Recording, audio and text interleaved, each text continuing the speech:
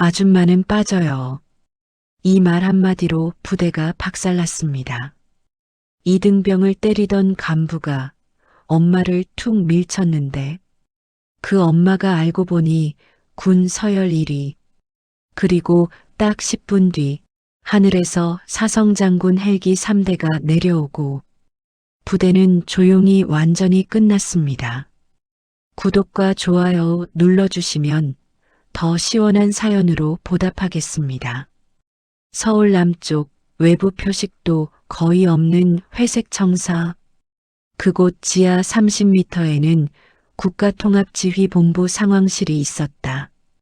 벽면을 가득 채운 모니터에는 전국 주요 시설, 해안선, 재난경보, 작전지휘선이 거미줄처럼 얽혀 있었고 상황실 위층 가장 깊숙한 방에는 통합지휘본부장 집무실이 있었다. 그 방 주인은 정군과 재난대응권까지 동시에 쥔 최초의 여성 대장, 통합지휘본부장 윤서정. 그녀의 어깨 위 별은 차가웠다. 별이 차가운 이유는 그 별이 늘 누군가의 피와 눈물 위에서 반짝이기 때문이었다. 본부장님, 20분 뒤 전국 연동 모의 훈련, 최종 브리핑 들어가겠습니다. 알겠소. 윤서정은 짧게 대답했지만 그날은 이상하게도 모니터보다 책상 한쪽에 놓인 낡은 사진으로 시선이 더 자주 갔다. 사진 속에는 20살 무렵 군에 가기 전 찍은 아들 윤도현의 얼굴이 있었다. 그 아이는 원래 조용했다. 책을 좋아했고 사람 부딪히는 걸 싫어했다. 윤서정은 남편을 일찍 떠나보낸 뒤 아들을 혼자 키웠다. 엄마는 나라 지키느라 바쁘고 나는 늘 혼자였지. 아들이 그렇게 말하던 날 윤서정은 처음으로 별이 무겁다고 느꼈다. 그런데 그 조용한 아들이 어느 날 말했다. 엄마, 나 지원할게. 최전방 기지로. 윤서정은 말렸다. 그런데 아들은 고집했다. 엄마가 지킨다는 나라에 나도 내 목 하나 보태고 싶어. 그 말에 윤서정은 더 이상 막지 못했다. 아들은 지금 서해 끝자락 섬기지대 해양감시기지 백호대에 배치돼 있었다. 윤서정은 일정표를 확인했다. 그날 오후 공식적으로 비어있는 시간은 딱 3시간. 윤서정은 결심했다. 오후 일정 전부 취소하시오. 예, 본부장님. 단 긴급 상황이면 즉시 복귀. 그 외 연락은 받지 않겠소. 윤서정은 30년 만에 처음으로 본부장이 아니라 엄마로 움직이기로 했다. 그녀는 별 달린 정복을 벗었다. 검은색 평범한 코트, 얇은 목도리, 훈장 대신 낡은 가죽 가방 하나만 들었다. 차가 다리를 건너 바닷바람이 거세지는 순간 윤서정은 이상하게 심장이 조여왔다. 해안 철책, 지뢰주의 경고판, 북쪽을 바라보는 초소. 여기가 내 아들이 있는 곳이구나. 그때였다. 같은 시각 백호대 정문 면회실. 한 젊은 병사가 바닥에 엎드려 걸레로 미친 듯이 문지르고 있었다. 야, 윤도현. 바닥이 왜 아직도 끈적하냐? 그 위로 다리를 꼬고 앉아 과자를 씹는 병장 하나. 장민규 병장이었다. 죄송합니다. 죄송하면 다냐? 오늘 내 엄마 온다며? 아주 신났지? 윤도현의 손이 떨렸다. 입술이 터져 있었고 눈 밑에는 멍이 희미하게 내려앉아 있었다. 면회실 구석에는 책임자라는 표정으로 앉아있는 부사관이 하나 있었다. 양태수 중사. 그는 웃지도 않았다. 그냥 귀찮다는 듯 바라볼 뿐이었다. 그리고 한마디 했다. 저런 애는 초반에 잡아놔야 해. 그래야 기지 분위기가 산다. 그 말이 끝나자마자 방송이 울렸다. 면회객 방문입니다. 윤도현의 얼굴이 하얗게 굳었다. 면회실 문이 열리고 윤서정이 들어섰다. 도연아. 윤서정은 환하게 웃으려 했다. 그러나 그 자리에서 그대로 얼어붙었다. 아들은 몇 달 전 사진 속 얼굴이 아니었다. 살은 빠지고 피부는 회색빛, 관자놀이 옆으로 멍이 선명했다. 무엇보다 아들의 눈이 공포와 체념으로 꺼져 있었다. 엄마 오셨습니까? 윤도현이 경례하려다 사복 차림인 엄마를 보고 급히 손을 내렸다. 윤서정은 조심스럽게 다가가 아들의 얼굴에 손을 댔다. 얼굴이 왜 이래? 어디 아프니? 그 순간 윤도현은 반사적으로 움찔하며 뒤로 물러섰다. 윤서정의 가슴이 철렁 내려앉았다. 전장에서 수천 번 사람의 눈을 봤던 윤서정은 아들의 눈을 보고 바로 알았다. 막고 있다. 지금도 계속.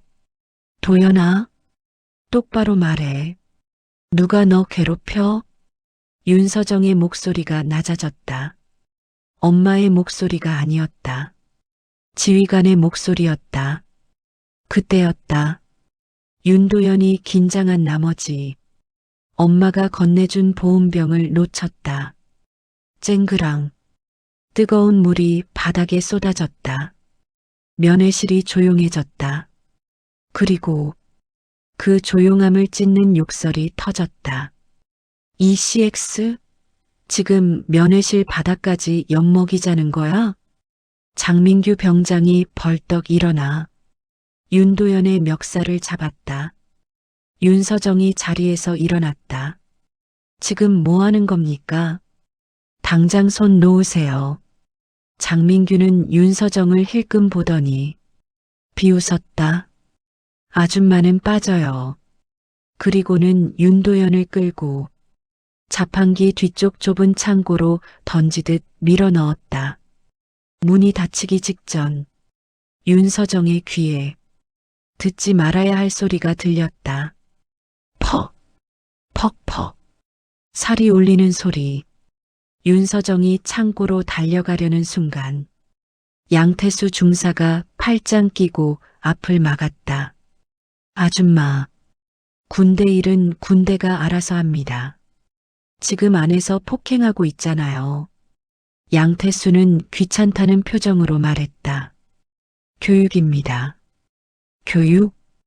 윤서정의 목소리가 얼음처럼 차가워졌다. 사람을 때리는 게 교육입니까?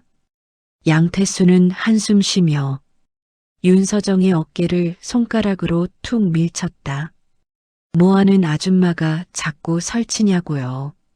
아들 관리 똑바로 못한 건 아줌마 책임 아니야?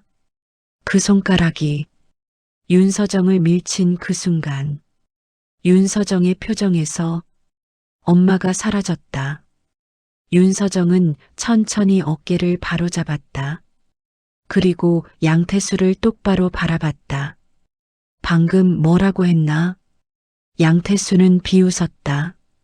뭐 하냐고요? 귀도 먹었나? 윤서정은 더 말하지 않았다. 그녀는 가방이 아니라 코트 안주머니에서 작고 검은 보안 단말기를 꺼냈다. 장민규가 창고 안에서 욕을 퍼붓는 소리가 들렸다. 아, 더 울어봐. 누가 와서 구하나 보자. 윤서정은 단축번호 1번을 길게 눌렀다. 신호음이 울리기 전에 연결됐다. 통합항공대 대장입니다. 충성. 윤서정은 쓰러지는 아들의 소리를 들으며 차갑게 말했다. 나 윤서정이다. 전화기 넘어가 순간 정지했다. 본부장님? 지금부터 8분 준다. 예. 48분 안에 통합항공대 기체 2대, 의무후송 1대, 백호대 정문에 착륙시켜. 본부장님 무슨, 내 아들이 지금 그 면회실 창고에서 맡고 있다. 윤서정의 목소리가 낮게 가라앉았다. 그리고 그 앞에서 간부가 나를 밀쳤다. 잠깐의 침묵. 그 침묵은 이제 끝났다는 침묵이었다. 명령 받들겠습니다. 뚝. 윤서정은 전화를 끊었다. 면회실은 무덤처럼 조용해졌다. 양태수 중사의 얼굴에서 피가 빠져나갔다. 장민규 병장이 창고에서 나오다 윤서정의 손에 든 단말기를 보고 그제야 이상함을 느꼈다. 뭐야? 윤서정은 그들에게 시선을 주지 않았다. 그녀는 창고 문을 열었다. 윤도현은 바닥에 쓰러져 있었다. 입가에 피, 숨이 가빴다. 윤서정은 아들을 끌어안았다. 도연아, 엄마 왔다. 이제 끝이야. 윤도현은 그제야 참았던 울음을 터뜨렸다. 엄마 매일매일. 윤서정의 눈이 흔들렸다. 미안하다. 엄마가 너무 늦었어. 그때였다. 멀리서 두두두두두두 바닷바람을 찢는 굉음이 몰려왔다. 한 대가 아니었다. 기지 상공을 뒤덮는 2대의 대형 헬기와 의무후송 헬기 1대, 면회실 유리창이 덜컹거렸다. 양태수 중사는 창밖을 보더니 무릎이 꺾였다. 저 적건. 장민규는 입이 벌어진 채 얼어붙었다. 그들은 군인이었다. 저 소리가 의미하는 걸 뼛속으로 알았다. 상급기관 직할 출동. 즉시 체포급 상황. 헬기가 내려앉자 돌풍이 모래를 쓸어 올렸다. 그리고 헬기 문이 열리기도 전에 검은 조끼를 입은 통합 경호요원들이 땅을 쳤다.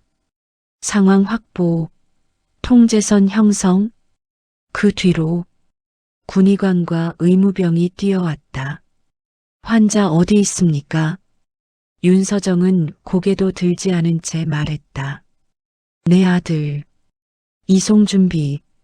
그때 현장 책임자라는 듯 뛰어들어온 기지 대대장 중령이 상황을 보고 얼굴이 하얗게 질렸다. 본부장님 이게 무슨. 윤서정이 처음으로 고개를 들었다. 그 눈빛은 바다보다 차가웠다. 지금부터 이 부대 내 통제다. 윤서정은 아들을 헬기로 옮겼다. 그리고 말했다. 나는 병원에 아들을 눕히고 다시 돌아오겠다. 대대장이 침을 삼켰다. 그 말은 약속이 아니라 선고였다. 윤서정이 떠난 뒤 기지는 조용해졌지만 그 조용함이 더 무서웠다. 왜냐하면 진짜 공포는 소리 없이 다가오는 감찰이기 때문이다. 윤서정이 병원에서 돌아왔을 때 기지 회의실엔 이미 통합감찰단이 도열해 있었다. 서류, 서버, CCTV, 출입 기록 하나도 남기지 않았다. 그리고 첫 보고가 올라왔다. 피해 병사, 현재까지 확인 19명. 면회실 창고는 상습 폭행 장소, 소원 수리 파일, 폐기 폴더에서 발견. 간부들이 조직적으로 은폐. 윤서정은 조용히 물었다. 이걸 누가 지시했나? 감찰단장은 다음 자료를 띄웠다. 중대장 대위, 대대장 중령이 문제 있는 애라고 낙인 찍고 손봐주라고 지시한 정황이 있습니다. 윤서정은 눈을 감았다. 아들이 특별관리라는 이름으로 지옥에 던져졌다는 뜻이었다. 그녀는 천천히 말했다. 불러오시오. 중대장과 대대장이 들어왔다. 별들과 감찰단의 눈빛에 두 사람은 숨이 막혀왔다. 윤서정이 물었다. 너희가 윤도현을 특별 관리하라고 했나? 중대장이 떨며 말했다. 본부장님 오해입니다. 소문이 돌면 기지 분위기가. 윤서정이 말을 끊었다. 그 분위기가 병사를 깨부숴서 유지되는 거라면 그건 기강이 아니라 범죄다. 대대장이 끼어들었다. 본부장님, 군은 원래. 윤서정이 대대장 앞으로 한 걸음 다가갔다.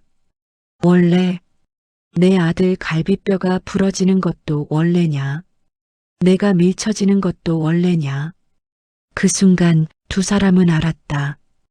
이건 화해가 아니라 정리다. 윤서정이 감찰단장에게 말했다.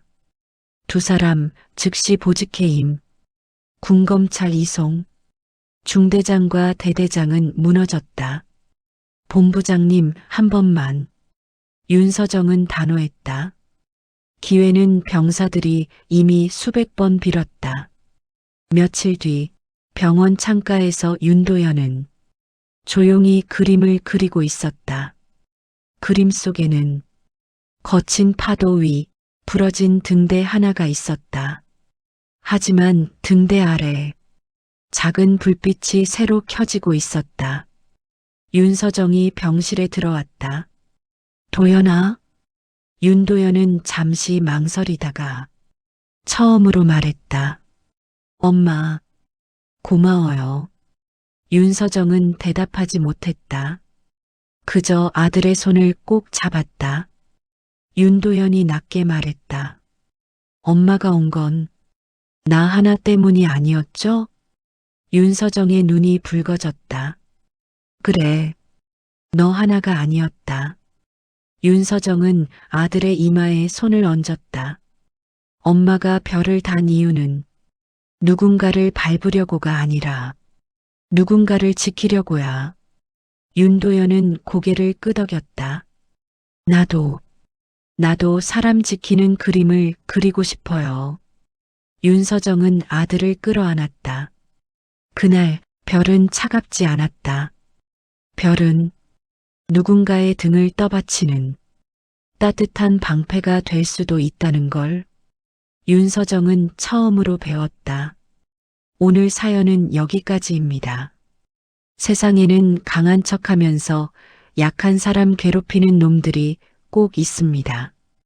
그런데 결국 정의는 조용히, 정확히 끝까지 옵니다.